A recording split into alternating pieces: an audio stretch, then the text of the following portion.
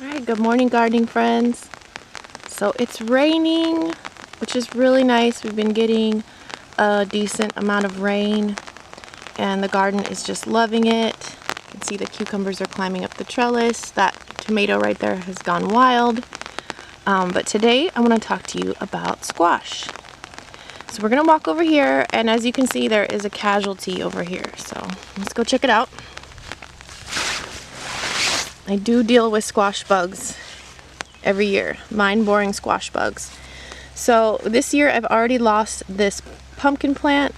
Now I have already harvested about 4 pumpkins off of it. These are just the little sugar pie pumpkins. But let's take a closer look, and then I'll show you the rest of the squash that I still have growing, and we'll talk about it. Let's go. Alright, so when you look closely at this, you can see that something got in it. There's kind of a telltale white stuff that starts coming out of the plant. I hope that's in focus. But the next thing you'll notice is that the leaves start to die. And I just went ahead and pulled this out. So as far as battling squash bugs, I have not had any success.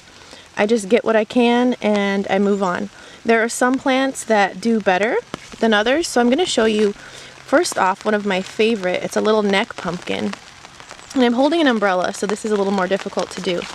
But let's see if we can get in here. So this is a Pennsylvania Dutch Crookneck pumpkin squash, otherwise known as neck pumpkin. That thing is going to get a lot bigger than it is, and they just grow and grow and grow. You can see they're shooting out vines everywhere. You only really need to grow 1 or 2 of these plants and you're going to get like 20 of these. So here's the little baby one. I'm not sure how clear that is for you. And they're actually vining out all over this way. So whenever you grow squash, you want to have lots of room. I really like to grow winter squash, and winter squash is not grown in the winter. Winter squash is called that because you can keep it all winter, which I have done with these Crookneck squash, pumpkin squash. So let's go see. I've also got some acorn squash in here. Oops. And they're doing really well. And there's a couple. And I wanted to show you this. So I have a friend who's a new gardener and a teacher. Her name's Evelyn Joy, and I'm going to put her channel here. If you want to watch a beginning gardener and give her tips, I'm always giving her tips. Check out her channel. She's just starting to garden. I'm so proud of her. And she actually had some plants that look like this. If you ever have a squash that's starting to do this, just pull it. It's not a survivor, and you want your plant to go ahead and move on to other plants. So when I have stuff like this though, I'll just tuck it under my cardboard for my worms, and they'll eat that.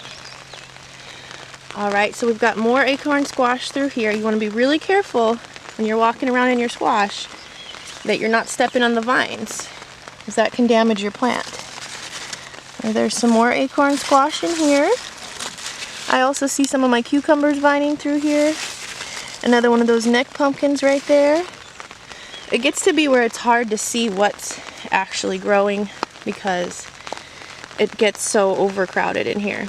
The squash with the white on the leaves, that's not an issue. That's actually the way that the leaves look for the Crookneck pumpkin squash. So I can tell which plants are which, but then they all just end up going together. So over here I have another little acorn squash plant. This is where it starts here, and if you follow it, it's got a couple squash. Oh, there's a frog.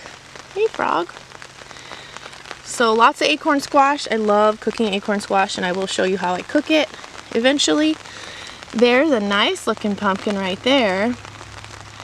So when that turns orange, I'll harvest that. So I do have some pumpkins surviving. There's another one in there. My corn's not doing so well. And let's go over here through the strawberries. And I have another acorn squash plant.